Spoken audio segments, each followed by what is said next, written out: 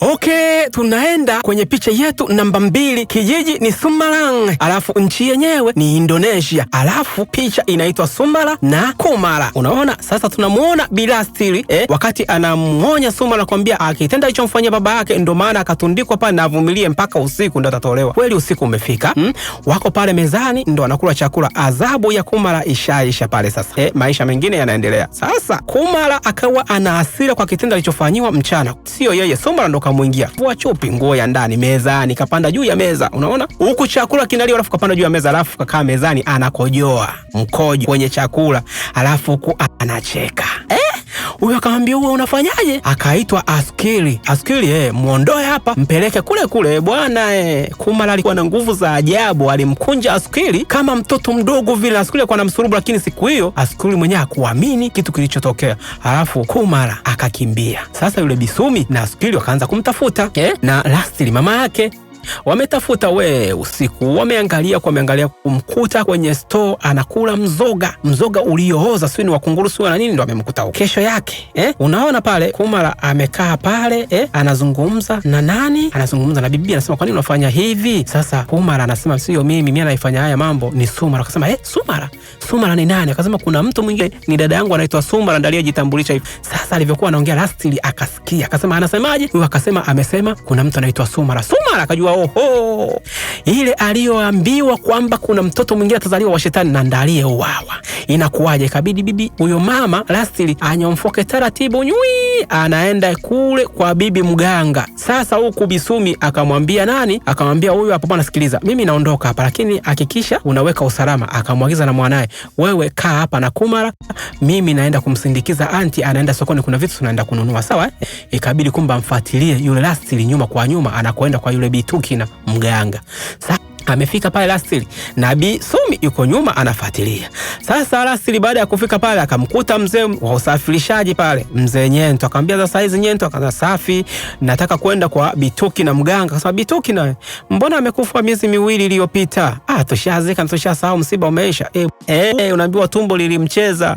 Bilastili kachanganyika, akasema nafanyaje? Mimi nilikula dili na shetani. Tukizaa watoto wawili ni walea watoto wawili mpaka miaka 11 aende kwa shetani. Sasa mmoja alimuua mzee Sodi, manafanyaje? Ikabidi warudi. Sasa inabidi ayakoge. Huku bwana, huyu bwana anaendelea kumtesa kama kawaida yake. Kamchukua, kamfungia kwenye store. Baada ya kumpata alivyokuwa ametoroka, kamfunga mikono na miguu. Unaona? Na akamwambia usiseme kitu chochote, kaa yatakuwa maisha yako, sababu wewe unaleta chini na uteka vurugu tu, mimi nakuchinja. Sawa? Nyamaza kimya na kaa hapo hapo. Vinginevyo kileta shida na kutoa shingo. Unaona? Wakamfungia store bwana. Huku mambo yanaendelea. Sasa huyu bibi akasema boss, tafadhali usimtese mtoto namna hiyo, asiishi kama wanyama. Mtoto anaishi kwenye zizi kama mbuzi. Kwa nini? Boss akasema usiniambie kitu chochote, nimesema ataishi maisha yake yote mle. Yes mkorofi. Yes mkorofi. Nasema ataendelea kuishi humo. Unaona? Usiniambie. Akasema jamani, mimi ukimtesa hivyo mtoto mimi roho inaniuma. Yule ni mtoto jamani, usimfanyie hivyo. Huyu akasema nimeamua, maamuzi yangu ni hayo. Lakini huyu Lastili anajua hiyo siri. Unaona? Bibi akaenda pale, akaanza kuzungumza na nani? Na Kumala. Kumala akamuita anti, akasema bwana Kumala, ni mimi hapa. Nakupenda sana. Niko karibu na wewe, na huzunika kwa haya yote yanayokukuta, lakini nitafanyaje? Bisumi akawa analia sana, analia kutokana na haya anayofanywa huyu mtoto, na kweli mtoto alipoona na waganga alishakuwa mbaya. Unaona? Sasa Kumala akawa aliko zake pale anacheza na mdoli wake aliopewa, kaingia chini ya meza. Unaona? Mara akasikia huku sauti inaita Kumala, Kumala, Kumala, Kumala. Kumbe ni watoto wanamuita waende wakacheze. Sasa alivyowaona watoto akaona hapa ndo sawa, kwa sababu nimekaa ndani muda mrefu, nimefungiwa, acha nini nikacheze na wenzangu bwana. Mimi siku zote ukaa ndani. Wakamletea mpira tucheze. Sasa Kumala anataka kucheza mpira, anaanza kumcheka, wewe mlemavu. Wewe si mlemavu wewe, unawezaje kucheza mpira bwana wewe? Tulia.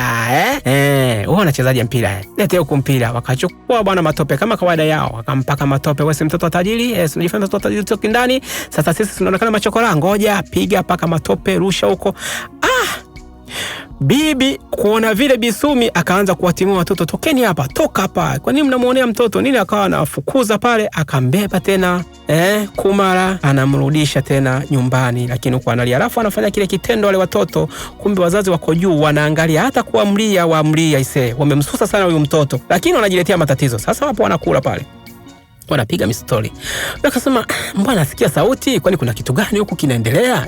Nasikia kama michokochokocho fulani. Akasema bwana, labda atakuwa ni watu tu wanapita pita. Akasema watu kweli? Akasema achana nao bwana, inawezekana ikawa ni paka hapo kapita, wewe usijali. Unaona, wakaendelea kula. Mara sasa akaenda zake akachukua kitu kama kotama hivi. Unaona, kuna watoto walimpiga mchana.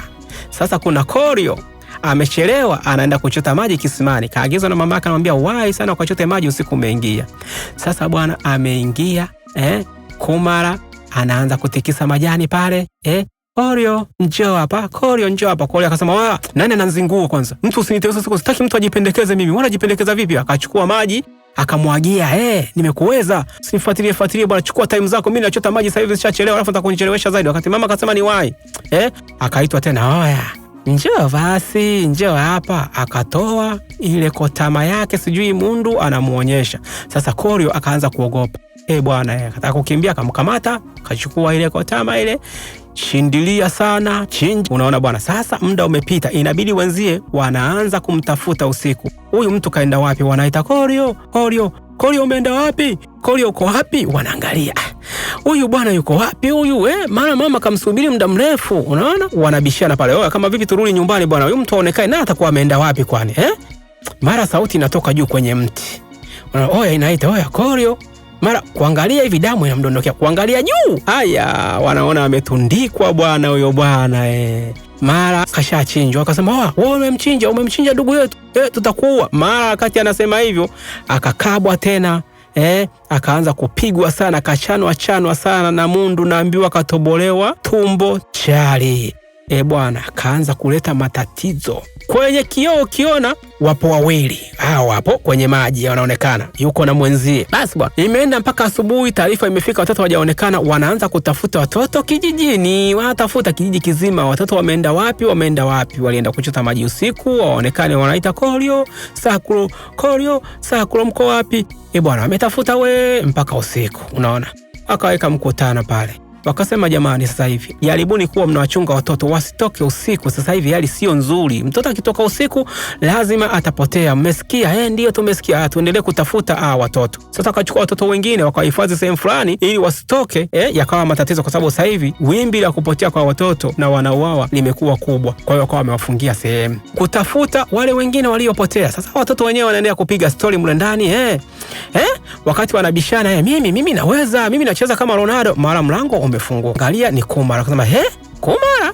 Akasema ndio Kumara. Akaja na mpira huu hapa, tucheze. Nyesa mnasema mimi siwezi kucheza, sasa tucheze mpira. Wakatoka wakaanza, wewe mlemavu, yaani wewe ndio unataka kucheza mpira leo? Unakuja kutozi yake? Haya sawa, mpira huu hapa, tucheze. Mpira ni huu hapa, mpira wenu ni huu. Unaona, bwana kamsogelea, asema mimi nitakuua. Anaenda bwana, piga, kamata mikono bwana kampiga bonge la mundu ule swidi mkotama, unaambiwa kamchinja. Kaja mwingine kajipeleka, sawa, amemshika mkono huku na huku, wanataka kumpiga. Unaona, akaona nyinyi amlijui bwana. Alichoanza kuwafanya bwana, aliwafanya amna, aliwafanya amna, naambiwa chinja sana, kwa sababu no, anasema no, tukosa.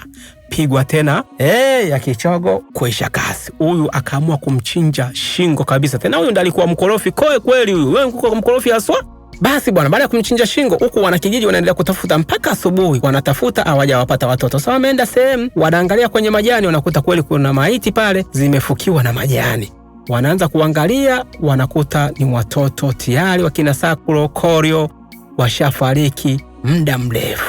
Unaona bwana, sasa huku bibi akawa anachota maji Bisumi. Mara anachota maji, anaona kuna damu kwenye maji. Maji mbona yamejaa damu vipi? Kunusa, anasikia kweli ni damu ya binadamu. Akamuita, wewe mwanangu, njoo angalia hapa kuna damu. Ikabidi aende sasa kule atoe taarifa, bwana kisima kina damu. Inaonekana kuna maiti mle ndani. Kweli wakaangalia, wakakuta ni maiti aliyekuwa. Sasa Sukili na yeye analeta taarifa, bwana huko kuna watoto wameuawa, ni wengi sana, wamechinjwa vichwa, vimetundikwa, wangi na maiti nyingine zimelazwa hapo chini. Watoto wamechinjwa 4 vichwa. Sasa wananchi wakaamua kuandamana, wanakuja kwa mzee Sodima, wanasema wewe ndo umefanya haya, wewe ndo unajua hii siri, unatuulia watoto wetu, unachinja watoto wetu kwa sababu gani? Akasema nyinyi mnasemaje? Mbona mnaleta matatizo, mnaongea maneno ya kipuuzi hapa. Huyo akasema ni kweli, wewe unahusika, angalia ushahidi huu hapa. Huu mdoli si wa mwanao, huu mdoli si wa Kumara.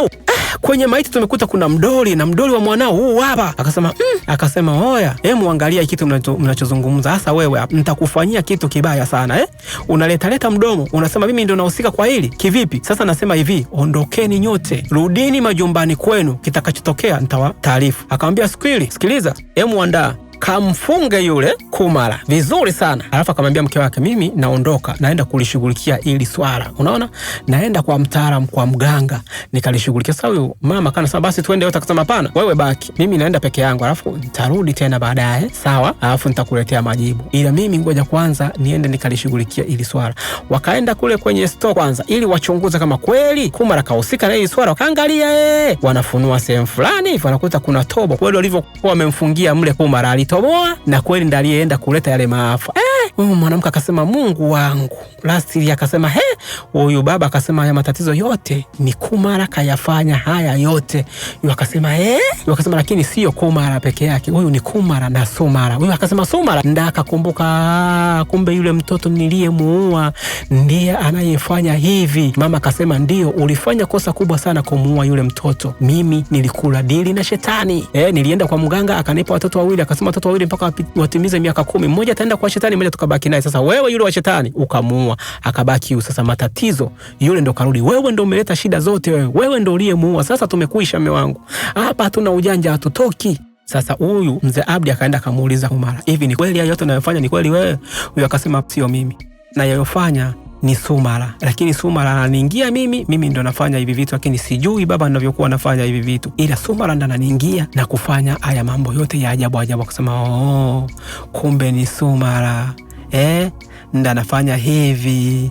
Ndo sasa mzee Sabdi akajua, akamuita Skwili, mchukue huyu hapa Kumara, mpeleke kule store kama kawaida. Sasa nenda ukamuweke kwenye bonge la keji, asijitingishe. Sasa mwanamke akamuuliza, unaenda wapi baba? Mbona nataka kuondoka bila kuniaga? Unataka uniache? Akasema usiogope, naenda kwa mganga mmoja hivi, ili swala naenda kulimaliza, na huku nimemwambia Skwili amlinde Kumara, amfungie kwenye keji, asifanye kitu chochote ili akaleta madhara kwa watu wengine. Mimi naenda kwa mganga kutafuta ufumbuzi, ili lazima tulishughulikia haraka iwezekanavyo, vinginevyo wanakijua tashi. Sasa huko Skwili bwana anamfunga huyu Kumara na anamwambia maneno nimekwambia, sasa wewe hapa utoki, kaa hapa leo. Ujanja unaoleta siku zote leo umekamatika, utoki kweli bwana. Wamembana miguu ili asitembee, asiende kule kwenda kuleta madhara na kuwaua toto vijini. Sasa anamletea maskini chakula pale, unaona, anazungumza naye, mwanangu, mimi unateseka, sipendi hivi, naumia sana, lakini endelea kuvumilia tu, haya matatizo yataondoka muda si mrefu.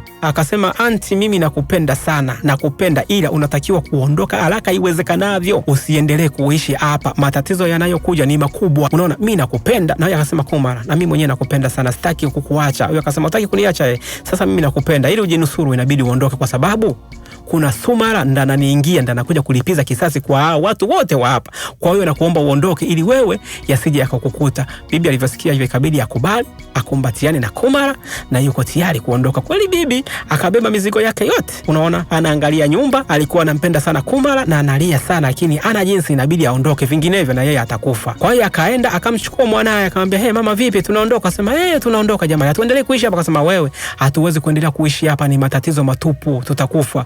Ikabidi bibi Sumi aondoke, ambebe mwanae. Sasa Sukili anakuja namletea msosi pale, akamwambia kula hapo wewe, leo huna jeuri, leo uwezi kuleta matatizo tena wewe, nakwambia kula hapo. Alafu Kumara anaanza vitimbwi, anaanza kuingiwa na Sumara, anakula kama mnyama hivi. Sasa Sukili anamwangalia, huyu vipi huyu, mbona kama ananilusha, mimi simuelewi huyu, inakuaje? Yeye Kumara anaendelea na vitimbwi, anamwambia unajifanya umenifungia haya. Sasa bwana Sodima kaenda kwa mganga. Huyo mganga anaitwa Kusuna. Akasema mganga, mimi nimekuja hapa nyumbani, kuna tatizo kubwa sana limetokea. Akasema ngoja nikuangalizia. Akaangalia ndani, akamuona kuna Kumara na Sumara. Akasema kuna tatizo kubwa sana, hata mimi mwenyewe siliwezi. Mkeo alikula dili na shetani, akaenda akaomba mimba, akapewa mimba ya watoto mapacha. Akasema watunze mpaka miaka 10. Mmoja atakuwa mtoto wa shetani, mwingine atakuwa mtoto wenu. Sasa kabla ya miaka 10 yule mtoto mlimuua. Unaona, na alitakiwa awatunze kwa mapenzi mema, mapenzi yote. Watakuwa watundu, watamsumbua, lakini avumilie miaka 10. Sasa kabla ya miaka 10 yule mtoto mlimuua alipozaliwa, na hili tatizo ndiye anayewaandama, anawaandama mpaka basi na atawaua nyote, kijiji chote atakimaliza. Sasa tunalitatuaje? Akasema sikiliza, utatuzi hapa yani naona sijui, kwa sababu hata mimi mwenyewe naogopa. Yani mimi naogopa ndugu yangu, hili tatizo kubwa hili, yani hata mimi mwenyewe naweza nikapoteza maisha kwenye hili. Yani unanileteaga dili lakini hizi dili zenyewe yani aise, sijui tufanyaje, lakini ngoja tuangalie tunafanya nini hapa. Kawaza. Kwa hiyo ina maana hakuna ufumbuzi na hakuna jambo lolote ambalo tunaweza tukafanya. Akasema sikiliza, mimi nitakupa panga. Hili ni panga langu la ulinzi. Ili panga ukifika nyumbani inabidi ukutane na Kumara akiwa ameshikwa na yale mashetani, lakini iwe kabla ya saa 6 kamili kutimiza miaka 10. Ikifika saa 6 kamili tu ya usiku akatimiza miaka 10 aliyozaliwa, utakuwa uwezi tena kumuua na atashambulia kijiji kizima na nyie wote mtaondoka. Ila ili swala ukilitimiza kuweza kumtenganisha kichwa kabla ya saa 6, ndo utakuwa umemaliza matatizo yote. Sawa. Sasa huku nyumbani Sukili bwana mfanyakazi alikuwa amelala. Akaamua amke kwenda kumwangalia Kumara. Nini kinaendelea huko? Je, Kumara yupo? Anasikia michakato huko, sauti zisizoeleweka. Sasa huyu katoka na usingizi wake, anaenda kumwangalia Kumara. Bwana kukuta Kumara bwana kashatoka kwenye keji, mwenyewe yuko kwenye bustani pale, anamchekea pale, anatafuna mara akachukua mundu kampa. Kama kawaida kaanza kumburuta, unaambiwa kamkaba vizuri sana tu, unaona bwana. Mwisho wa siku kammaliza bwana Askili, mfanyakazi aliyekuwa anatumwa na bosi wake Solima. Solima kule kapewa dawa ya panga aende kumkata Kumara kabla ya saa 6 kamili. Alafu Kumara huku kashaanzisha timbwili ade mfanyakazi Askili kashammaliza. Unafikiri Kumara atamkuta pale kwenye store alipomwacha? Unafikiri atakuwa atamkata panga kirahisi tu kama anavyofikiria? Na je, yule mganga atapona kwa ile dawa aliyoitoa? Tuendelee sehemu ya 3, tuendelee kuwa pamoja kama kawaida. Tusisahau kusubscribe, comment, kulike na kushare pia. Nawapenda sana. Ciao.